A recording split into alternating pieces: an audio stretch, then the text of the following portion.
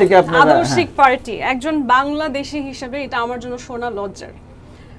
আমার যেই দল আমার বাংলাদেশকেই চায় নাই, এখনো তারা এমন ভাবে বলতেছে বাংলাদেশের সবাই চোর ছ্যাচোর, আমরা একমাত্র আদর্শ শিখাতে এসেছি, আমরা চুরি করি না, চাঁদাবাজি করি না ভাই, আমরা পার্লামেন্টে গিয়ে চোর ছ্যাচোরদের সাথে বসে বিরিয়ানি খেতে যাই, কারণ আমরা তাদেরকে সঠিক পথে আনতে চাই। মানে কি যে কোন লেভেলের আদর্শ, কাদের কাছ থেকে যারা আমার বাংলাদেশ চাই নাই, যারা অ্যাকচুয়ালি রাজাকার আল বদরের লোক। আমার দেশের যত মানুষ 55 বছর পরে কি আর সেটা যত মানুষ স্বাধীনতা পেতে গিয়ে আজ পর্যন্ত যাদের দাদি নানি আছে, যারা মানুষের সম্মুখে হয়তো এটা বলতে লজ্জা পায় যে সেই রাজাকারদের কারণে তারা হয়তো রেপের শিকার হয়েছিল, যারা বাবা হারা হয়েছে, যতগুলো ঘটনা আজকে আমার দেশ প্রতিষ্ঠা করতে তার পিছনে একেবারে হচ্ছে স্বয়ং সম্পূর্ণভাবে যারা জড়িত ছিল।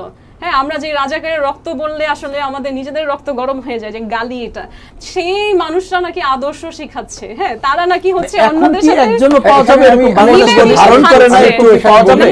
এটাই তো একটা মজা। হীরা ভাই, এখানে আমি বলি, এখানে আমার এই পয়েন্টটাতে বলে দেই। না আমার কথার মাঝখানে বারবার কথা বলা যাবে না। I have to finish and then you can obviously talk. আচ্ছা, সো আমরা এই জায়গাটা শেষ করি। আমি খুব বেশি করে এমনিও কথা বলি না, সো লেটস নট ইন্টারফেয়ার।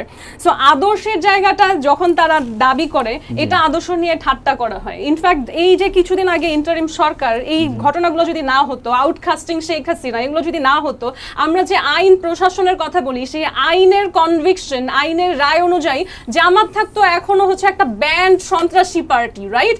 আমরা যে আইনের সুশাসনের কথা বলি, সেটা যদি আমি রেসপেক্ট করি যে আইনের এটা মতামত, তাহলে তো দে আর সন্ত্রাসী দেমসেলফ। সো সেইং যে তারা আদর্শ শিখাবে, এটা ফানি।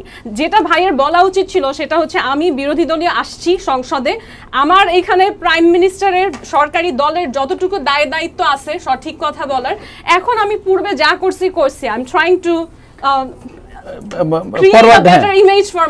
আমি নিজেকে আত্মশুদ্ধি করার চেষ্টা করছি। আমি জামাতের লোক, আমি জানি আমার ইতিহাস নোংরা, সেই জায়গা থেকে আমি আত্মশুদ্ধি করার চেষ্টা করছি।